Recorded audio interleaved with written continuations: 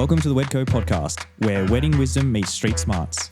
We're dishing out all the tips, tricks, and wedding goss to take your wedding to the next level. Time to ditch the formalities and get this party started.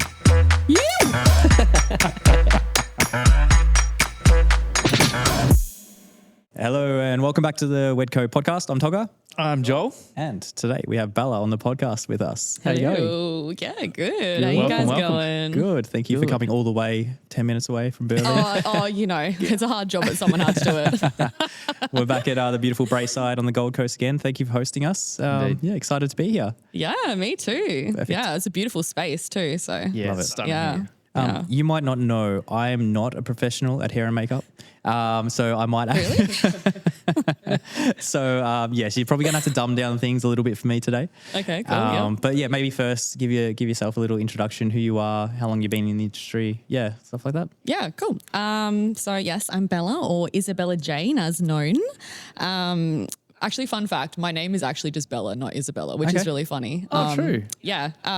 Just really random quick story, but when I was a little kid, I always would come up with business. I wanted to be a business owner, even as a weird little kid. And I always wanted my name to be Isabella because I thought it made me sound like a celebrity or something. Professional and Yeah, I just loved it. So it would be like Isabella Jane babysitting, Isabella Jane fashion. So I always said one day when I had an actual business, it would be Isabella Jane. My middle name's Jane. Yeah.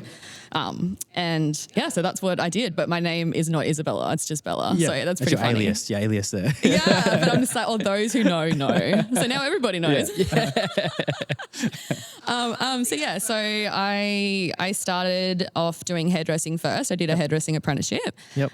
So I did that started in 2008. Yep. That's a 3-year apprenticeship. So I started working at salons. And basically the first thing you do when you do hairdressing is styling. It's like the introduction before you do cuts and colours and things like that. Yeah. Basically as soon as I started doing the styling, I fell instantly in love with it. And, obviously I still did cut and colour training, but I always I was always brought back to styling as something I really enjoyed.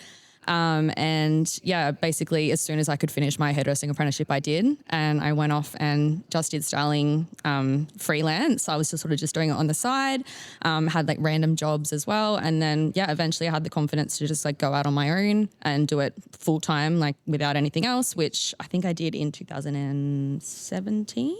Okay. Cool. So I just had random little small retail, even if it was a couple of hours a week, Yep. it was still hard for me to be can I do this full time? Yeah. And then, so basically when I went full time, I had a lot of people asking me if I did makeup as well, because obviously a lot of people want to book one person for both, for both services. So I studied that in 2018. Okay. Oh, cool. Yeah. That was purely just a business decision to start. I'm if someone asks, I know how to do it. Yep. Yeah. Yeah. And then, basically as soon as I started my training with that, I'm like, this is amazing. This is epic. So fell instantly in love with that and have been obsessed with that since. So now I do both. So Is there one that you prefer over the other currently? no, I wouldn't say currently. I really like, doing both. I know that sounds cliche, but I like transforming a whole person and doing the whole look. And I guess depending on who you work with, often you work with a lot of the same kind of people eventually in the industry, and eventually they book people that have similar styles. Yeah. So in that case, it's fine because I feel like our styles will go well together. But sometimes if there's no connect there, I like doing hair and makeup on you know what I mean? Both, because then it's I know I can seamlessly get that look for that person, if that makes sense. That's an interesting point, because that's something that we know as photographers and videographers. Yeah. We're if you book one company for photo and one company for video, you're are we going to gel on the day? And if we both got the same ideas and same style and stuff. So I hadn't even put two and two together until you said it. And then I was oh wait, that's really interesting. Definitely. Have you had any where you have really struggled, where you're just bro, what the heck are you doing?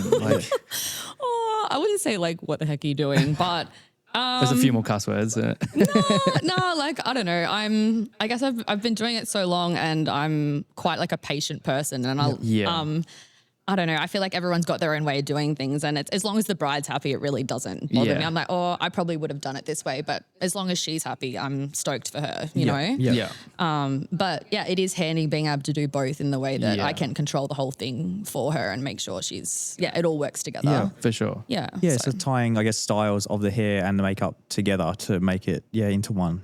Yeah. Well, I guess similar to what you were saying with photography and videography, you sort of want to create a story in that way. And I guess in this way it's art, right? So like if one is super different to the other and the way you approach it, I don't know, maybe it doesn't feel as authentic or something. I don't know. Yeah. I don't know like the Both deep just down complementing meaning. each other. Yeah, I and- guess so. Complementing each other and I guess just being a control freak, being like, oh yeah.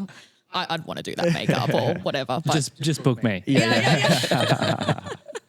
but like in saying that, I work with amazing other, you know, if I'm just doing makeup or just doing hair, you know, we have a really nice community, at least in Queensland, where we love to recommend each other. So, you know, there are certain people I would always put forward and be like, you know, these people are amazing. And, you know, often I don't have time to do both as well. So it just kind of depends. So Yeah, I was gonna say like what's your cutoff? Like if you're doing both hair and makeup, how many people are you doing before you're like, I need to get someone else in to help me out? Yeah. So if it's for both, I usually do 3. Yep. And then if it's just one service, like just hair or just makeup, it's 7 people. Yeah, wow. Yeah. So if it's any more than that, I would just recommend people, or maybe if it's like just one more person, I would recommend like hiring an assistant to work with me, and then that way they can help me prep skin and hair. Okay. And we can make it work. But most people I think have more than 3 people in general Yeah, anyway. for sure. So often I am just doing one or the other. Yep. Unless I'm doing like an elopement or like there's a small bridal party, or it's just like the bride and like maybe up 2 mums or something like that, for and sure. then like someone else comes for the bridal party. So it just kind of depends. Does it work in a similar way with photography? You know, you start off second shooting for other photographers, like as far as assisting out of school. Is there other hairstylists or other makeup artists that you work with to begin with as an assistant and then move into your own role after that? I feel like with bridal, no, but definitely in the commercial space, yeah. Okay. It's pretty rare to sort of go straight into the commercial space without, I guess depending on what kind of commercial stuff you're doing, but at least in fashion, like you don't just enter sort of like the fashion hair and makeup world. You often do begin by assisting. Yep. And you sort of build yourself up. Yep. But with maybe some small commercial jobs, you could get that just by not assisting. But bridal, a lot of it is just, I don't know, there's obviously a big demand for bridal. For sure. Yeah. So I don't think people necessarily look at, who you've worked under or what you've done necessarily. It's like, can you create this? Yes or no? Exactly. But with fashion and commercial, often it is about your reputation and all that kind of stuff and what you've worked on before. And often they do care about those things depending on the brand. And so. Cool. And I see you have worked on some pretty cool campaigns as well, like with Country Road and Spray and stuff like that. Oh, yeah. How working in the commercial space within fashion, does that tie back into weddings? Do you feel like you learn new things in that space that then you bring across to the bridal side of things as well? Yeah, definitely. I think they're 2 very different industries, but there's definitely a crossover. Yep. And I feel like especially these days with obviously how important social media it is and how people use social media to plan their weddings and everything, like often brides are looking at hair and makeup inspo from like using fashion and that kind of stuff, right? Like they'll see a celebrity do something or they'll see like a shop window of something cool or something like that. That's pretty common to see that, or ads, or like, I like that hair or whatever. So often I get, screenshots of models and all that kind of stuff anyway. So I think it is important to be like connected in that space or knowing what's like trendy and cool and all that kind of stuff, and translating that into bridal. I've definitely taken into a hairdressing salon a picture of like Justin Bieber's hair and just been like, I can see that for you. I can see that. There's more Bieber takes it from him, you know? what can I say? But I definitely feel like there's a crossover. I mean, there are still a lot of people that love doing, I still love traditional bridal hair like that, you know, and I still do a lot of it. But I think it is influenced by like the commercial and fashion work that I do as well. Yep. In terms of having like a modern edge, I guess, or So what would you consider being traditional like bridal hair? Like what, like is it up, down? Like what's, Is that a boho ponytail? Is that right? I tried one this morning. Braids down the side. I feel like, I guess as a hairdresser, like if I think of traditional bridal, and I think a lot of people think about it this way, they think of traditional bridal as in like I guess the same kind of styles you've been doing for the last like 20 Yeah, years. fair And enough. it's just like evolved over time. Like Yeah. the classic chignon, which is like a sleek low bun situation, or like the ponytail is only something that's really like come into play in the last like 10 or so years. Like before that, like even a lot of mums or something, if you say that you're doing a ponytail, they're like, you're doing a ponytail for your wedding? Yeah. Like they're shocked, but it's like, oh, but you haven't seen how the ponytail is transformed now. Yeah. And it's like, oh, like at the end, they're like, oh, it looks so nice. Yeah, it's And not just like, something you threw up in your bedroom. Scrunchy, just So yeah, I guess it's just like the kind of styles that like I guess is modern now that we do now. It's a lot of it's based on like traditional techniques, but it's kind of evolved over time. Yeah. To be something like So more like cool. obviously you would see like a lot of trends and stuff like doing a lot of the commercial sort of space. And then like are you bringing that to like weddings and brides and stuff like that? Are you like recommending these types of things, or is it pretty much all on like the bride saying, I love this? Yeah. I guess it depends on if they have ideas or not. So usually how I'd go about it, like for a bride, for example, if they don't always book a trial, but if they do book a trial, even if they don't actually, I'll send through like a consultation form online. So it basically has a bunch of questions on it, like, obviously like knowing all the details about the wedding, but also like if it's going to be in or outdoors, are they wearing a veil, how they usually like to style their hair for an event, like basic kind of information like that. Yeah. And then once I see them, we'll go through it. And then I'll look at any inspiration photos they might have. Sometimes they don't have any because they have no clue. Yeah. Sometimes they do have photos, but there might be like a big variation in the photos because they don't know, like, For sure. Yeah. Or sometimes they're really specific, like, I love this. Yeah. Right. But even if they were sure, I'd sort of zoom into all the photos, break it down, like sort of see what they like and don't like about each shot. Yeah. And then, often they might choose a photo because they think it's a pretty photo. And then I'm like sort of zooming in, even with makeup, it's like, oh, so you like the liner here or something. They're like, oh, no, I don't like liner. Yeah. But they might just, the photo itself looks beautiful or the person looks beautiful. The amount of hair is beautiful. But you want to find out, like, what is it about this that they really like, what they're gravitating towards. Yeah, interesting. And then say we've had it a fair few weddings where it's blowing a gale outside. The bride, I want my hair out, I want it down. You look outside and you see this. How much say do you have, or is there an education part where you're like, maybe today isn't the day to have? We know you had this dream hair which you wanted to have. It might not, happen today. How does that come about? Yeah. I mean, it's hard. I mean, at the end of the day, it is up to them and what they want to do. Yeah. All we can do is recommend. Yep. So often, if they are wanting it down, for example, we'll talk about obviously if it is supposed to be raining or if it's horrendous outside, I would usually recommend to try and change it a little bit to go up. But if some people are just like, look, I don't like my hair up. Some people don't feel confident at all with it up and they would rather it down and risk being out there in the elements knowing that because they just don't feel comfortable up.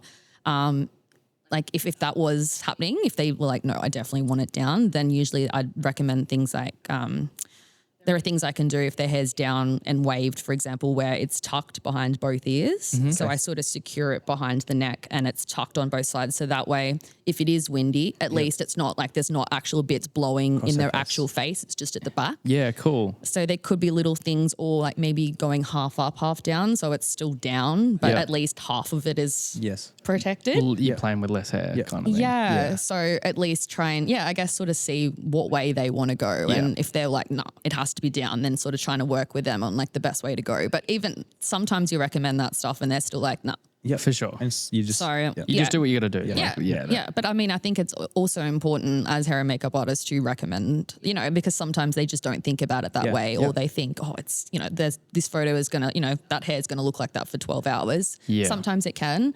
It just depends on their hair and how it's been prepped and there's so much that goes into it, right? So and the elements, which obviously we can't really control as a hair and makeup artist. There are definitely sprays we can put on to help with humidity and frizz and all that kind of stuff. But as soon as rain touches that and breaks that barrier, it's hard to come back from. So Talking prep side, I saw on your website, like it all kind of does depend on skin type and everything like that.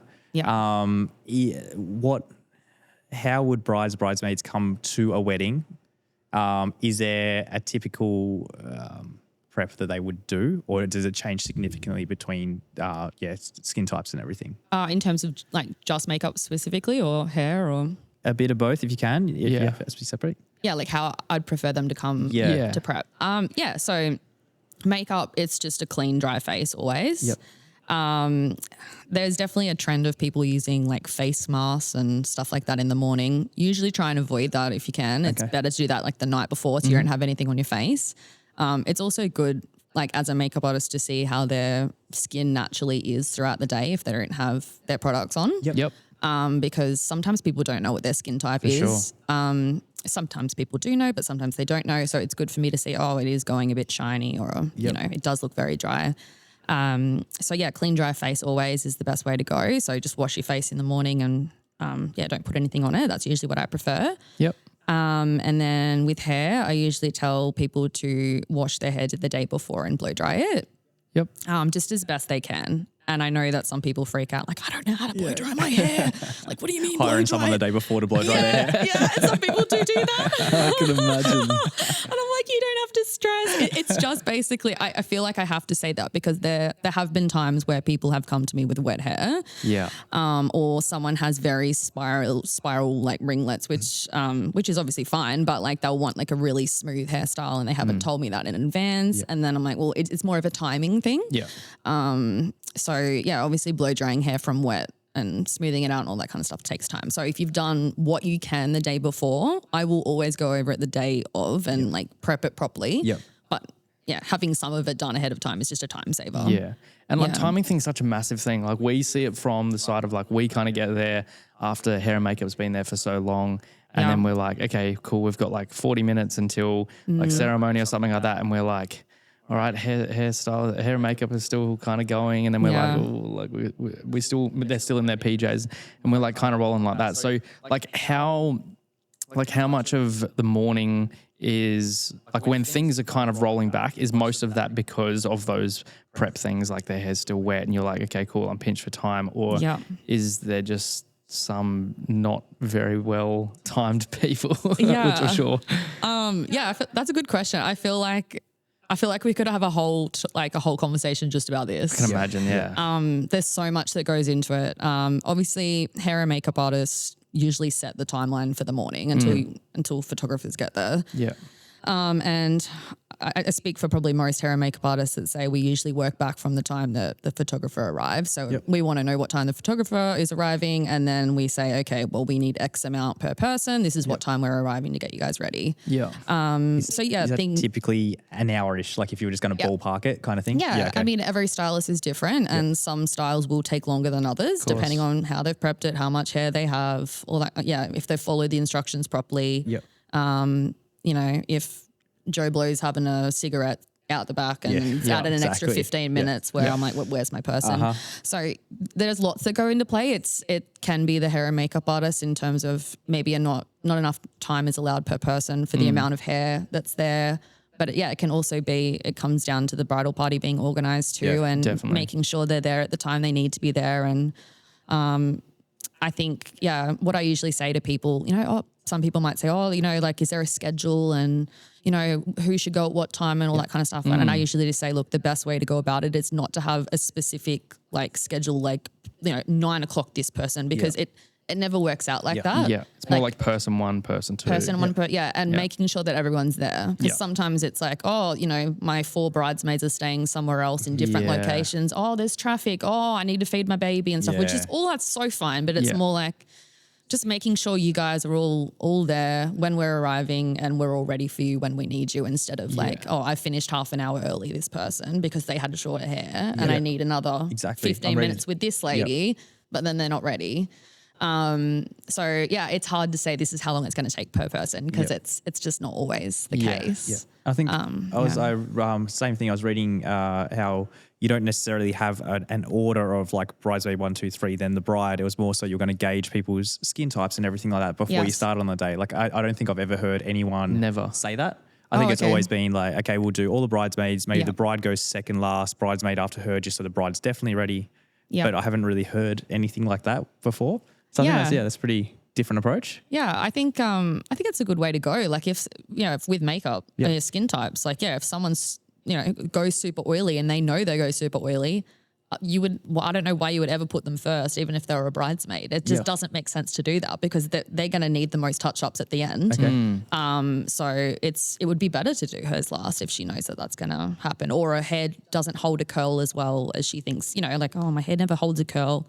So someone like that, it would be better to go towards the end. But in saying that, I think a lot of people gauge these experiences based on like their knowledge, I guess, like as in like, oh, they might not use the right foundation or moisturizer for them, or their hair hasn't held a curl before because they're not using the right products themselves, for example. So often when I keep all that in mind, but then when I do their hair and makeup, there isn't an issue. Yeah.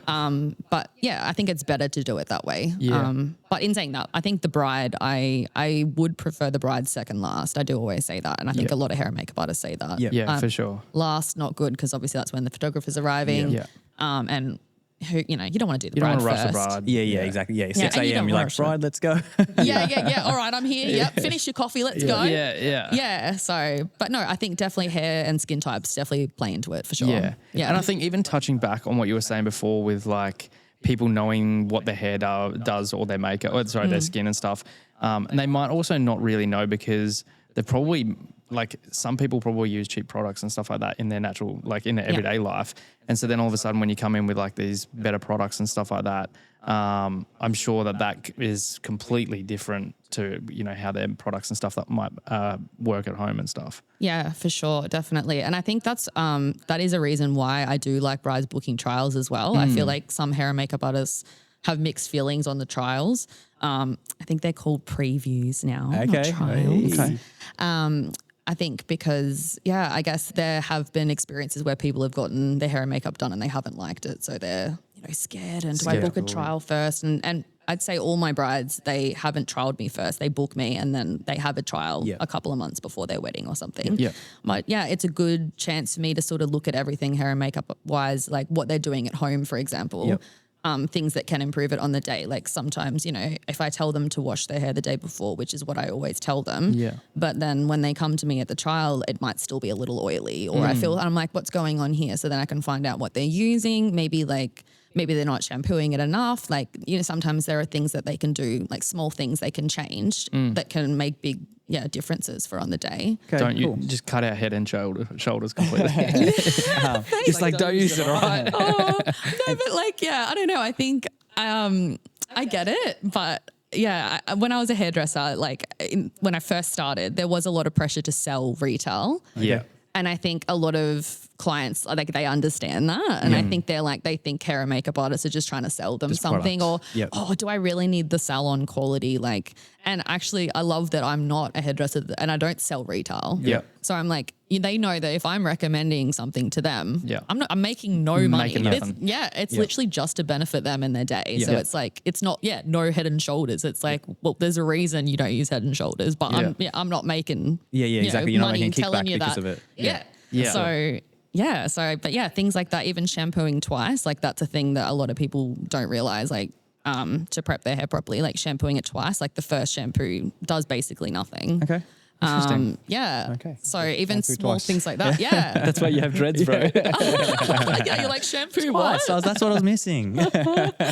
So things like that sometimes some people know that already. Some people don't know that. And they're like, oh wow, you telling me to wash it, shampoo it twice? That made a big difference. I'm like, yes, that's awesome. So Give me $20. The shampoo kickback.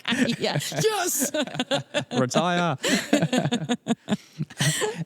At a wedding day, I see it happen 10% of the time. Do you ever hang around? There are some hairdressers that would hang around throughout the whole day, or makeup artists that hang out throughout the whole day. Is that something you would do very often, or Every now and then. Yep. So some hair and makeup artists offer packages, which basically you just get paid for the time that you're there. So as a hairdresser, you would stay, put the veil in after you've done, the hair, and then do the veil, and then you'd leave. and that's part of a package. So I don't offer a package in that way, but it's like an add-on. Okay. So if someone wants me to put their veil in, Yep. I can stay, but obviously usually put the veil in when they're in the dress. And obviously you get, sort of. Another hour or whatever. Yeah. Well, that's it. You're getting photos first, in the pajamas and all that kind of stuff. So it's mainly just my time to wait around and put the veil in. Yeah. And I just show someone how, like, if they don't want to pay for that, which is so fine, I just show someone how to do it before I leave. Yeah. Okay. I think there's been a bunch of times where I like rock up to a wedding and then the hairstylist is like, yeah, I'm going to put your veil in now. And so then for like the next hour and a half, she's just walking around like bunched up veil under her arm, eating some cookies and stuff like that. I'm like, what the heck's going on here? So that makes a bit more sense. If yeah. And I do, like, sometimes people are really apprehensive, like, oh no, I really want you to put it in, but you know, they don't want to pay for the veil application or something. And sometimes I will say, yeah, like I can put it in now, but I explain that situation. You're going to have a long veil that is going to be like awkwardly on your shoulder for the next hour. Like, and most people are like, oh yeah, like, no, I don't want that. Yeah. So yeah, as long as you're kind of like communicating that, I guess, like the options. Yeah. But yeah, I have had brides also book me for touch-ups where, you know, like I would stay till after the ceremony and then I would touch up their hair before they, you know, got their photos and went to the reception. So that is an option as well.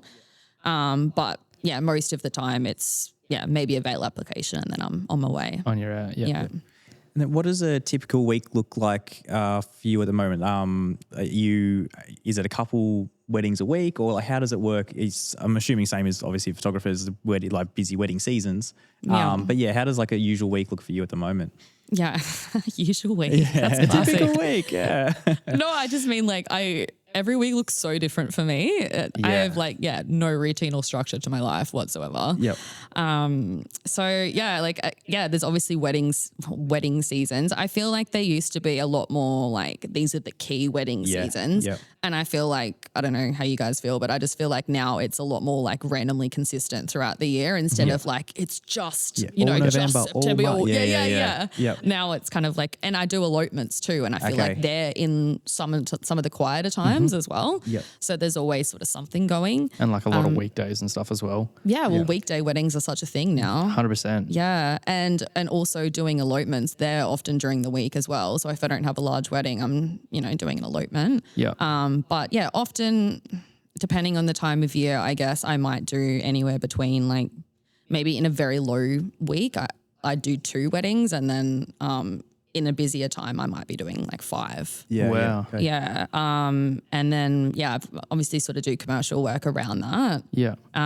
Sort of, I guess in the last couple of years, I've done a lot more like sort of fashion and commercial as well as bridal. I've tried to keep it more even. Yeah. Okay. So yeah, I still take a lot of bridal, but sometimes I'm like, I used to be like, just keep booking them in. Yep. But now if I'm like, look, I'm already doing 4, you know, I'm not booking in a 5th wedding. Yeah. I'll just keep it open. And then, you know, if I've got a commercial booking come up. Yeah. Because that's the thing too, because a lot of commercial fashion work is more last minute. It's like, for are you sure. available next week? Are you available in 2 weeks? Like that would be like 2 weeks. Like, whoa, oh my God, the leeway. That's amazing. So it's usually very last minute. So if I get booked out with weddings, which I do so far in advance, it's limited with the commercial fashion work I can do. So I try and keep that in mind when I'm booking stuff midweek that like, you know, It might affect something else. So Yeah. No, that's fair. And like, have you got any, like in the business, have you got anything like coming up, or have you any goals or aspirations for the business or anything like that? I'm always changing my mind. And it depends how busy I am. We're shutting business. No. But like in terms of my direction, I guess the busier I get with makeup, it kind of changes things a little bit for me because initially I was only going to do hair. That was always what I wanted to do. I wanted to be, I guess, probably more of an editorial hairstylist. That was always my dream. And it still is. But the more makeup I do, I'm like, I like makeup too. Yeah. So I do love doing both. I'm always changing my mind. Like I'll do an amazing wedding. I'm like, okay, I love doing bridal the best. And then I'll do an amazing shoot. I'm like, okay, I love doing fashion the best. So I'm always changing my mind. In terms of goals, I know that sounds like a really empty answer, but I have lots of goals. I think I'm always spending time doing like self-development and stuff. I'm obsessed with that kind of stuff. and I have this particular, I can't even remember what it's called, but it's like a dream journal or something like that sounds lame, but it's something like that. Well, goals for your business or something. And it's like this page. It's like, okay, write down as many business ideas as you can, like, you know, and it's like 1 to 100 or something. And I have like 67 ideas. Like I still look back at that. I'm like, these are all awesome ideas. 2024 is my year. It's just a timing thing. Like I think my next step really will be to put on someone to help me. Yeah, cool. I've been saying it for years, but I really do need to put on a permanent assistant. Yeah. To help me with scaling because I mean when it's just me and I'm working like 5 or 6 days a week, I don't have the time to do what I want to do. Like ideally I would love to bring out like products one day. That would be something I'd really like to do. Yeah, okay. But yeah, I don't know how people have the time, man. Yeah. There's another 66 other things to get. Exactly. So yeah, like I've got lots of ideas. I guess we'll see what happens when I get some help maybe and they can help me out, take over some of the boring financial tasks that I hate doing. So I can do the fun stuff. Like self-development, obviously you love that. Do you do like trainings for other makeup/hair artists as well? Like is that something that interests you at all? Oh, I would love to do that. Yeah. I've done I do offer like one-on-one education. Okay. Mm-hmm. And yeah, I've done lots of like private education and like small group training over the years. And I actually really enjoy educating. I find that really fun. Yeah. Okay. Yeah. Self-development related though, that would be epic. Yeah. I actually, this is super random, but when I finished my hairdressing apprenticeship, I actually went to uni and did a Bachelor of Business majoring in marketing. Yep. Oh, wow. So I do have marketing knowledge and business knowledge. I just don't have time to put any of that into play. Don't have time to put anything into practice. So I feel like I'm better at like, instead of actually like me doing the things, I think I'm better like helping people do the things, if that makes sense. So like, I would love to help other artists with self-development business. I think that would be really cool. Yeah. So many times I tell Joel, I'm like, Joel, you need to be doing this. And he's like, are you doing it? I'm like, no, but you need to do this. yes, I know. It's so much easier I know I telling should be, people but I to do. don't. Literally. And then he does it. I'm like, oh, you're like, damn. yeah, I know. And he's like, yeah, it's the best thing ever. I'm like, yeah, sweet. That's like when people say, like, when I'm like, oh, I've done my marketing degree. They're like, oh, that must come in handy though. I'm like, honestly, no. Like, I know the things, but I don't do the things. Like, it's there, but yeah. So, would you ever have people underneath you in a brand, or is it you like having it all separate? Like same thing how you would recommend if you're just doing hair, you have someone you recommend for makeup. Is there a regular team that you'd work with around here, other vendors? I wouldn't say a regular team, but there are definitely regular artists that I recommend in certain areas, like whether it be Gold Coast, Brisbane, Byron. Yep. There are definitely like key people that I would recommend, but I definitely prefer doing it that way where I recommend them and like it's just more, I don't know, like they can charge their prices, they speak to the bride. Yep.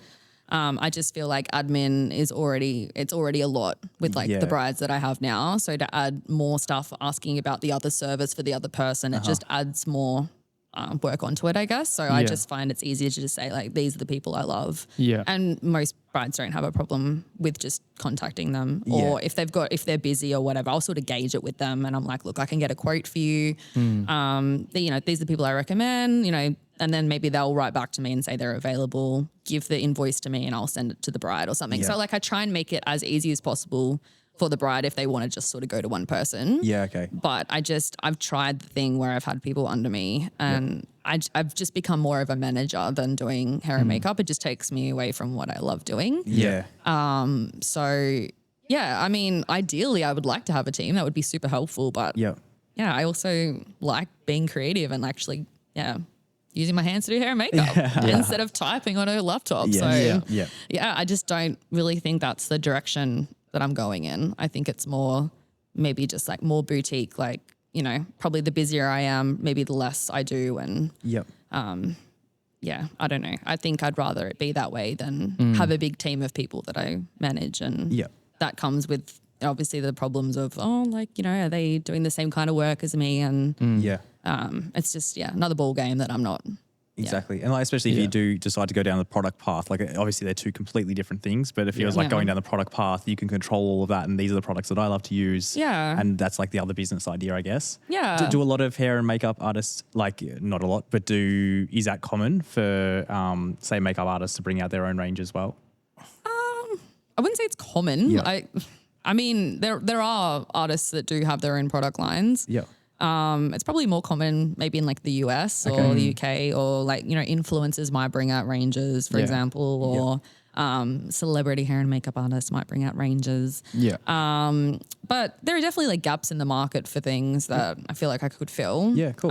But again, it's just a timing For sure. a timing thing. But yeah, it'd be cool to actually like, use products that I know perform well, and be able to like help, I guess, other hair and makeup artists with those things as well. Because, you know, even for hair and makeup artists, it's a struggle sometimes, like what products to use. And we're always chasing that new product to do the thing we've been trying to do. Yeah. You know, there's never enough products in this world.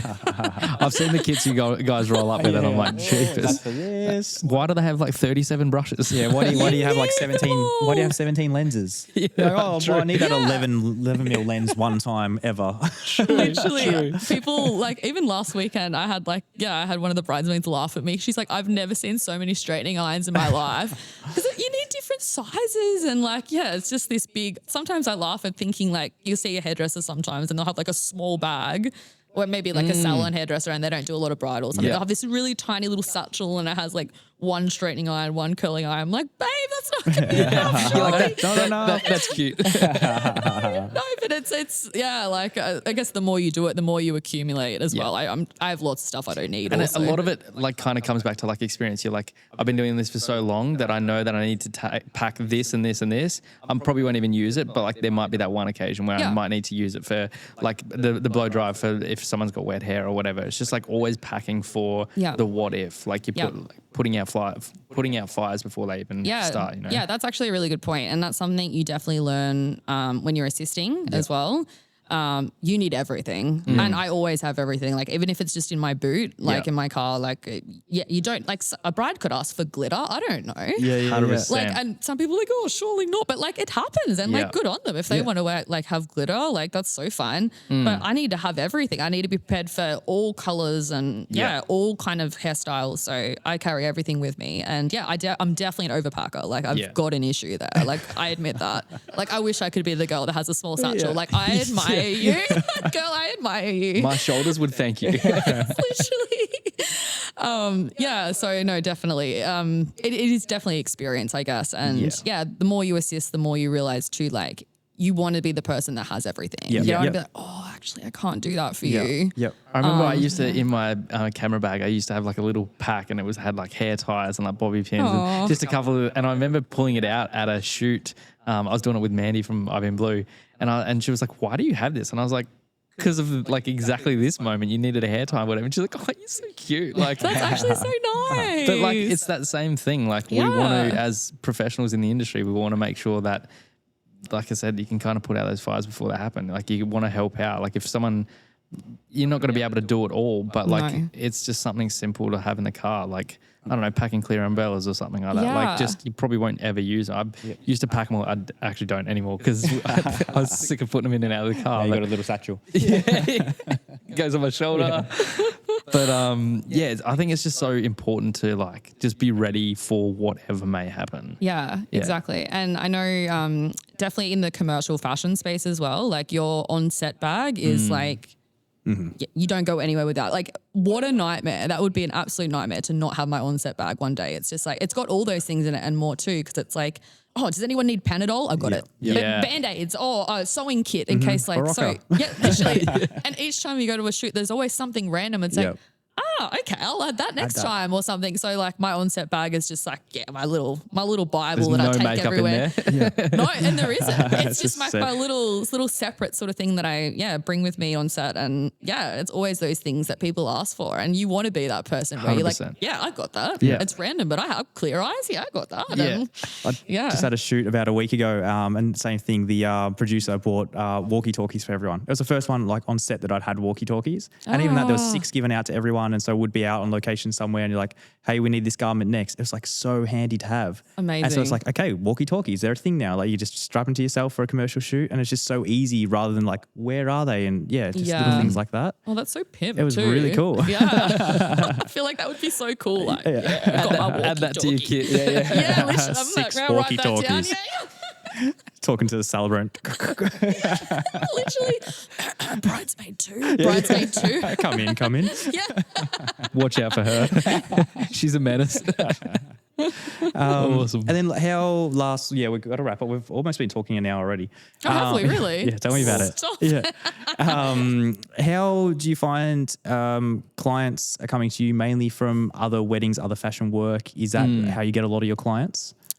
Yeah, a bit of a mix. Like definitely word of mouth for sure. Like in bridal, it's like, I've done a sister's hair and makeup or something, and now it's their turn, and they want to book me.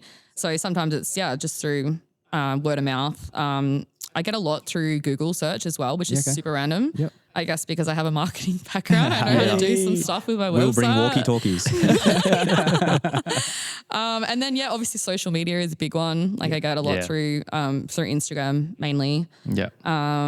And from referring other artists as well. And I think that's why it's super important. I will never say, like, if someone inquires for a date and I'm not available, I'll never just say, oh, no, I'm not available. Like, good luck. Yep. Yeah. I'll always say, like, these are my people. Like, book one of those people. And it all comes back around. And I think we all kind of do that. And, I'm not going to get anything from a booking I'm not available for. So why wouldn't I recommend Say some other of your artists? products, maybe. Oh, yeah, maybe.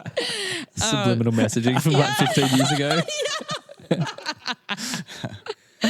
Awesome. Yeah. Oh, well, do you want to tell people how to find you? How they can get in contact with you? Yeah.